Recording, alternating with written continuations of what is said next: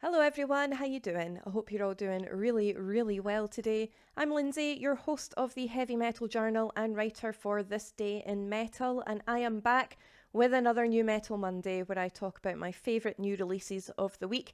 Technically speaking, I've got 6 albums that I want to talk about this week. 3 of them are new and the other 3 are re-releases, but I love them so much that I wanted to include them in today's video. But as always, before we begin, check out the description box below where you will find a Spotify playlist which will feature every single album that I talk about on my New Metal Monday videos, unless it is a Bandcamp only release, which I will get noted and let you guys know if that is the case.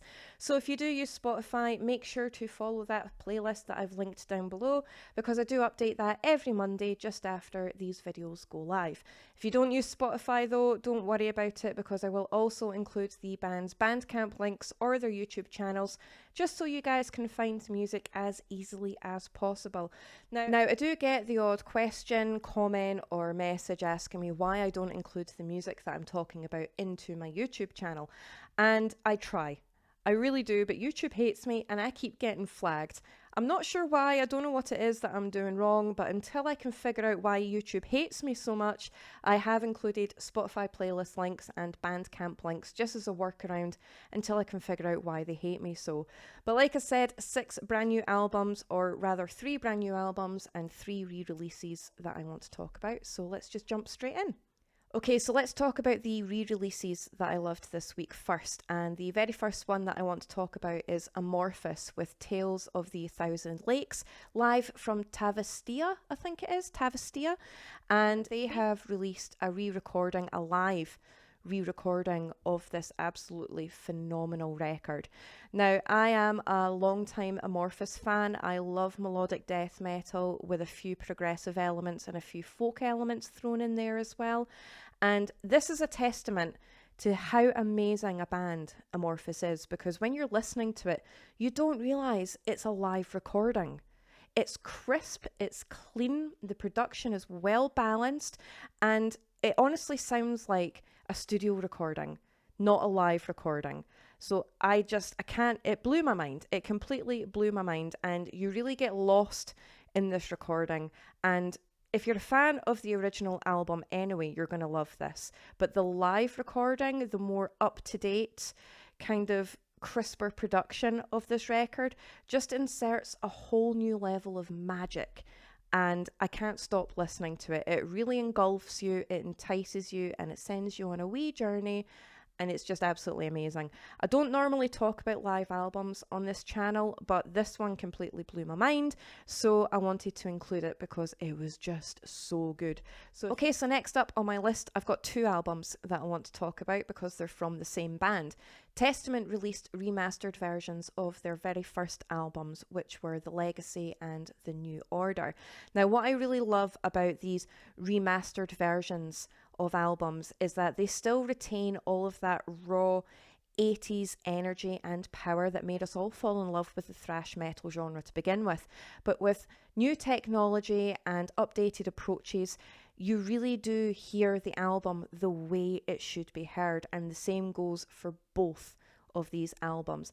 I love 80s thrash metal. I love Testament, I love Exodus, Metallica, Slayer, Creator, Sodom, all of these kind of bands. So when I heard that they were remastering The Legacy and The New Order, I was very excited, and it did not disappoint at all. I also love the fact that when these bands bring out remastered versions of their earlier works, I think that acts as kind of like a gateway to newer fans, the younger generations, because they wouldn't have necessarily encountered these kind of bands before. So these remastered versions really give them an opportunity to delve into the history of metal, basically all the forerunners of the metal world. And these remastered versions honestly do it justice. I love these 2 albums. I love Testament. So if you are a thrash metal fan, if you are a Testament fan and you haven't checked out these remastered versions yet, get on that. Okay, so on to the new stuff, and the very first new album that I want to talk about is Werewolves with Die For Us, and it's the 5th studio album from the Australian death metal band. Now, if you're looking for unrelenting, brutal, violent, rip your face clean off death metal, look no further than this. You have your ferocious, frantic riffage, thunderous pummeling drums. The blast beats in this are unreal. They're honestly like machine gun fire. I have no idea how they manage to keep up that speed, but they honestly do, and it's absolutely fantastic. Really heavy slamming bass lines, and the vocal style is purely guttural, but it roars right through you. They are so energetic and so powerful. This record is mad. It's mad as in absolutely insane, but it's also mad as in angry. The fury and the ferocity behind this record is absolutely unreal. Now, this is the 5th studio album that they've released in about 5 years. They seem to be throwing out solid, pure, angry death metal records year upon year upon year at a rapid rate. It's ridiculous the amount of albums that they've been able to release in such a short time, and every single one of them is completely solid. So if you are a fan of the likes of Cannibal Corpse, Dying Fetus, Ingested, Aborted, that kind of brutal death metal sound, this one is definitely for you. There's also a few interesting lyrical moments and sound bites that keep things interesting. Definitely get onto this if you like your brutal death metal. You will not be disappointed. Okay, so next up on my list here, I've got Mage's Terror with Damnation's Sight, and it's the debut album from the blackened thrash metal band from Australia as well. This record is evil and fun in equal measure, and they have struck that balance so incredibly well, and it is so addictive to listen to. You've got those rapid thrash metal riffs and solos, thunderous drums, chugging bass lines, but the vocal style is very black metal. It's very rasping. It's very evil and ominous sounding. Now, this is a very guitar-driven record, so if you like a very dense, heavy presence of guitar with intricate riffs and flying solos that are incredibly detailed in your records, this one is definitely for you. There is a gorgeous instrumental at the halfway point, which is very guitar-focused, and the solo in this is blistering. But the entire record is venomous, and it's very dark and arcane-like. But you've also got that really cool 80s thrash metal vibe to it as well, and it really does strike an amazing balance that keeps you on your toes. It keeps things interesting, and as well as it being very dark and evil sounding, it's also very thrashy and really fun to listen to. Very, very addictive. I've listened to this album a few times over the weekend now, and if you're just wanting kind of like a quick blast of blackened thrash metal that's not super, super long, but it's detailed enough to keep you interested, look no further than this one. Especially if you are a fan of the likes of Hellripper, Enforced, Devastator, Wraith, that kind of sound. Definitely get onto this one. Now, last up on my list, but certainly by no means least, is an album that completely confused me in the best way possible, because I did not expect it to take the turn that it did, but I'm very glad that it did, because I fell in love with it completely. And I think it was the surprise element in this record that really hooked me in, and I was like, I need to listen to the rest of this album, because where is this going? And that's Totengot with Beyond the Veil, and it's the 3rd studio album from the black thrash speed doom occult metal band from Spain.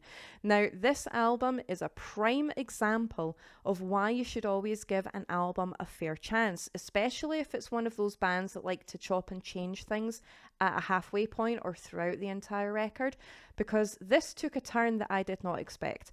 It opens up with this really cool thrash sound, which again is very 80s based thrash metal, but with a modern approach. It was really catchy, it was really enticing, the guitar work in it was sublime, and it had, like I said, it had that modern approach that keeps things interesting.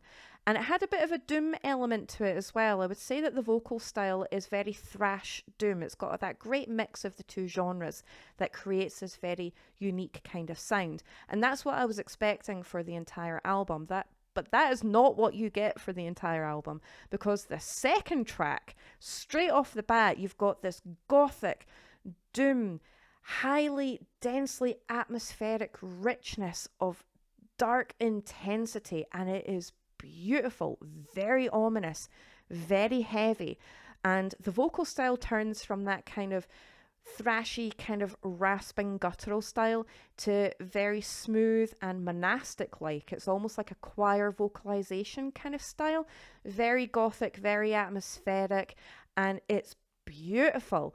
And then throughout the entire record, it kind of jumps between the two, and a couple of the tracks kind of merge the two kind of styles together as well. It's a very interesting record to listen to. It takes you on a roller coaster, and even though it chops and changes between these kind of genres all the time, it doesn't jar you. It's not jarring at all. It flows remarkably well despite the fact it's changing constantly. Incredibly addictive, catchy hooks, the guitars are absolutely gorgeous, and it definitely keeps you on your toes. Do not sleep on this one, especially if you are a fan of the likes of Celtic Frost or Triptychon, again, Hell Ripper or Cauldron, this kind of style, even a little bit of Paradise Lost when they have their very, very doomy kind of sound as well. All of that mixed into one.